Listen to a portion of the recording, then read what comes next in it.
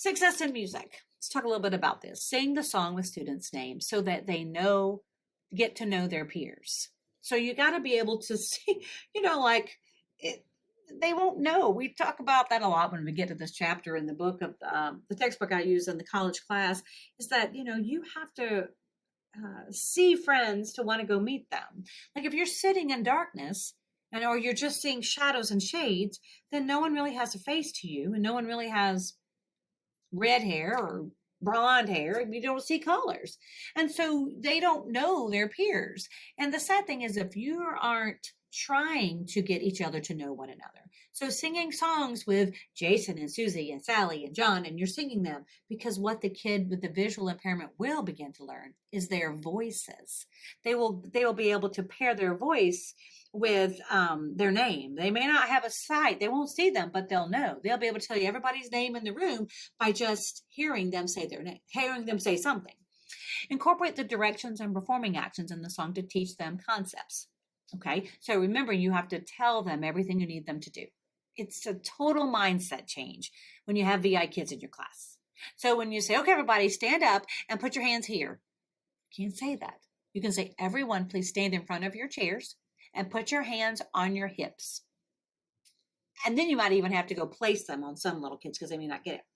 Any musical activity, such as discrimination between dynamics or timbres, will help them improve their listening skills. Because remember, research has shown that someone who's blind or deaf, they say they may hear or see better because they've lost one of the other senses. But then there's research that says that doesn't really support that. But what really probably is the most truth is it doesn't mean that just because your ears don't work that your vision's better, or that your vision doesn't work and your ears are better. It just means you rely on them more, that you're more acute to your skill sets because that's the set you have.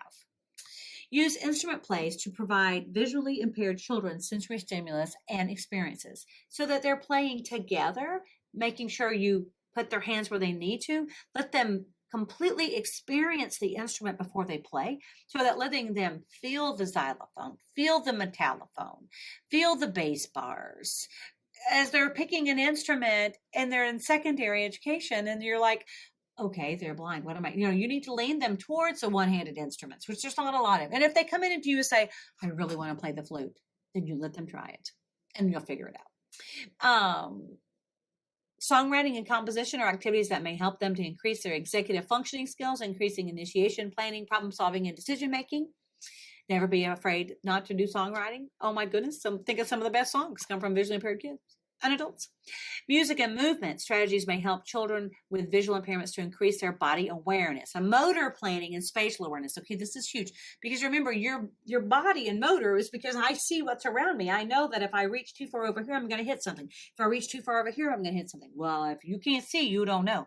So helping kids with their spatial awareness, letting them know that, putting an arm out, there's a friend way over there and then way over there. And then when you're teaching a dance, you have to verbally say exactly what you want them to do.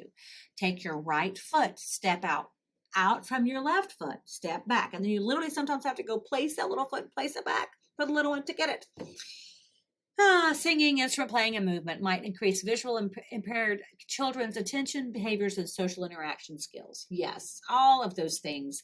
The kids are in your rooms. They want to be a part of it. Don't be afraid to try it.